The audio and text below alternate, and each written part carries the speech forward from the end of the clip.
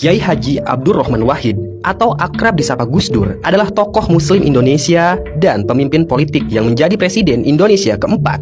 Ia menggantikan Presiden B.J. Habibie setelah dipilih oleh Majelis Permusyawaratan Rakyat. Abdurrahman Wahid lahir pada hari keempat dan bulan ke-8 kalender Islam tahun 1940 di Denanyar, Jombang, dari pasangan Wahid Hashim dan Solihah. Ia lahir dengan nama Abdurrahman Ad-Dakhil. Ad-Dakhil berarti sang penakluk. Kata Ad-Dakhil tidak cukup dikenal dan diganti dengan nama Wahid. Hingga kemudian lebih dikenal dengan panggilan Gus Dur. Gus adalah panggilan kehormatan khas pesantren kepada seorang anak kiai yang berarti abang atau mas. Gus Dur adalah putra pertama dari 6 bersaudara. Gus Dur lahir dalam keluarga yang sangat terhormat dalam komunitas muslim Jawa Timur. Kakek dari ayahnya adalah Kiai Haji Hashim Asy'ari, pendiri Nahdlatul Ulama. Sementara kakek dari pihak ibu adalah Kiai Haji Bisri Syansuri. Beliau adalah pengajar pesantren pertama yang mengajarkan kelas pada perempuan. Ayah Gus Dur, Kiai Haji Wahid Hashim, terlibat dalam gerakan nasionalis dan menjadi Menteri Agama tahun 1949.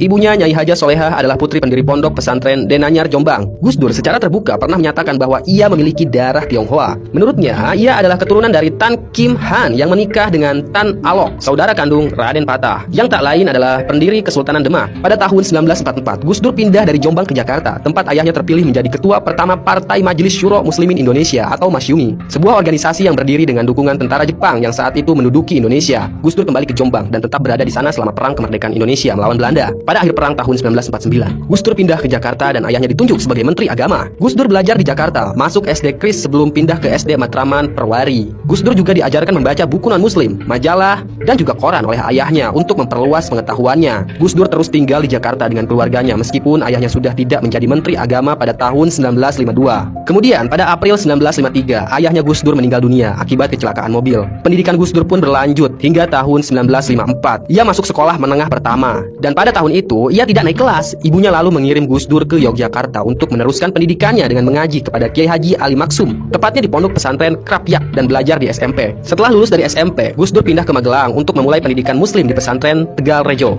Ia mengembangkan reputasi sebagai murid berbakat, menyelesaikan pendidikan pesantren dalam waktu 2 tahun, yang seharusnya beliau tempuh dalam 4 tahun. Lalu di tahun 1963, Gus Dur menerima beasiswa dari Kementerian Agama untuk belajar studi Islam di Universitas Al-Azhar di Kairo, Mesir. Ia pergi ke Mesir pada November 1963. Meskipun ia mahir berbahasa Arab, Gus Dur diberitahu oleh pihak universitas bahwa ia harus mengambil kelas remedial sebelum belajar Islam dan bahasa Arab. Karena saat itu Gus Dur tidak mampu memberikan bukti bahwa ia memiliki kemampuan bahasa Arab, Gus Dur pun terpaksa mengambil kelas remedial. Di Mesir itulah Gus Dur menikmati hidup. Ia suka menonton film Eropa dan Amerika dan juga menonton pertandingan sepak bola. Gus Dur juga terlibat dalam Asosiasi Pelajar Indonesia dan menjadi jurnalis majalah asosiasi tersebut. Kemudian pada akhir tahun, ia berhasil lulus kelas remedial bahasa Arabnya. Gus Dur juga dipekerjakan di Kedutaan Besar Indonesia. Pada saat ia bekerja, peristiwa Gerakan 30 September atau G30 SPKI pun terjadi.